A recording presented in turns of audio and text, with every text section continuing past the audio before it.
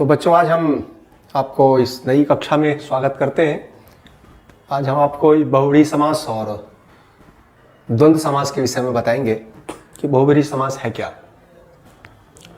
बहुव्रीहि समास के लिए व्यवस्था दी गई है कि अन्य पद प्रधान बहुव्रीहि।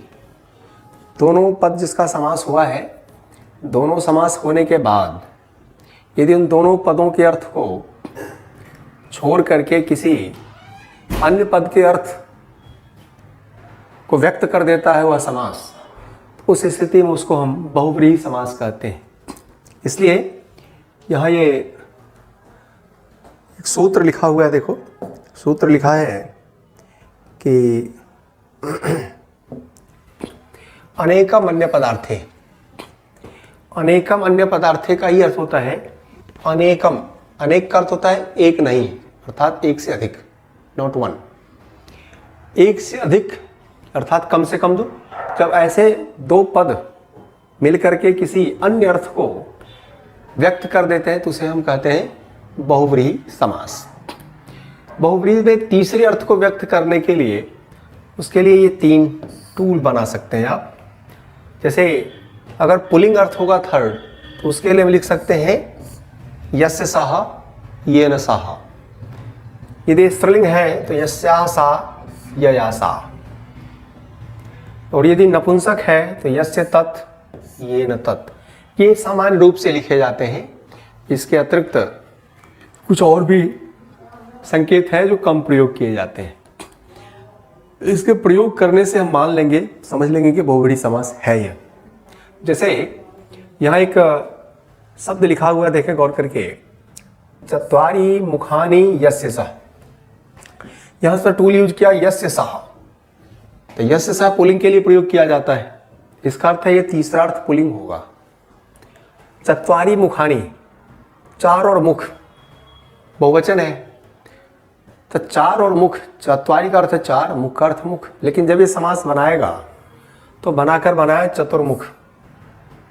तो चतुर्मुखा पुल्लिंग में है, इसका अर्थ है कोई अन्य पदार्थ। इसका अर्थ है तो कह सकते हैं अर्थात ब्रह्मा, जिसके चार मुख है वह।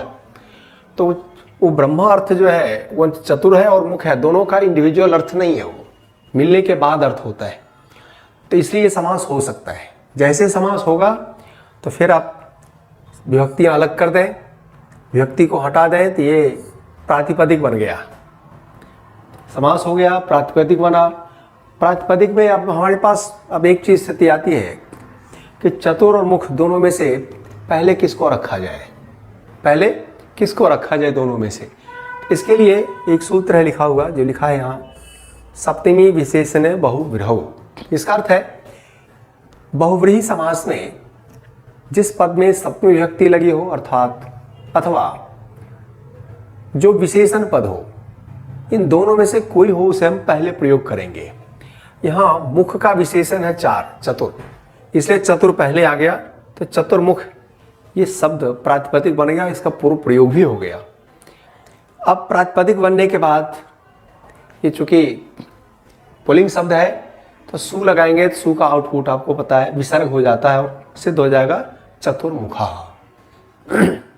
यदि आपके पास ये चतुर्मुखा ही आया है तो इसको कैसे आइडेंटिफाई करेंगे, कैसे पहचानेंगे? तो मुखा जो है, मुख शब्द नपुंसक है और यह प्रयोग किया गया है पुल्लिंग में।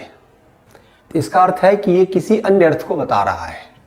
जब अन्य अर्थ को बताएगा तो हम दोनों को अलग कर देंगे और यह सा लगा देंगे। तो चतुर का बहुवचन चत्वारि, मुख का मुखानि, चत्वारि मुखानि यस्य सः। ये आपका समास सरलता से बन जाएगा।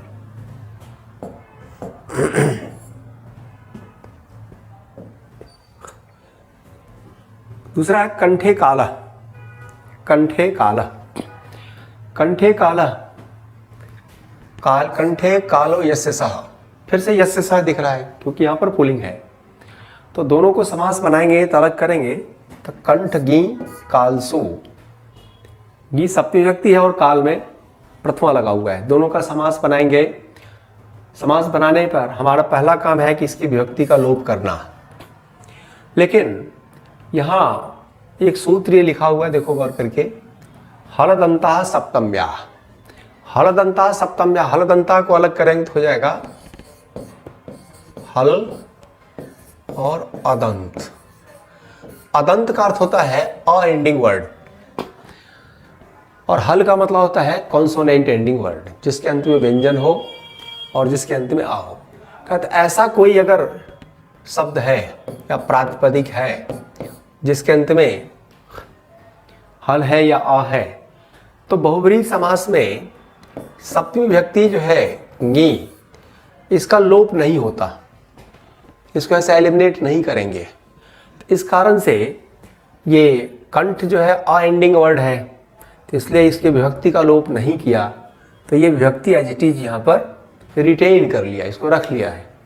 जब इस विभक्ति को रख लेते हैं तब मिलने के लिए ये संधि करेगा अ और ई, अ और ई मिल करके गुण संधि होता है ए, इसलिए फिर से प्रातिपद बनेगा कंठे काल, कंठे काल, कंठे काल।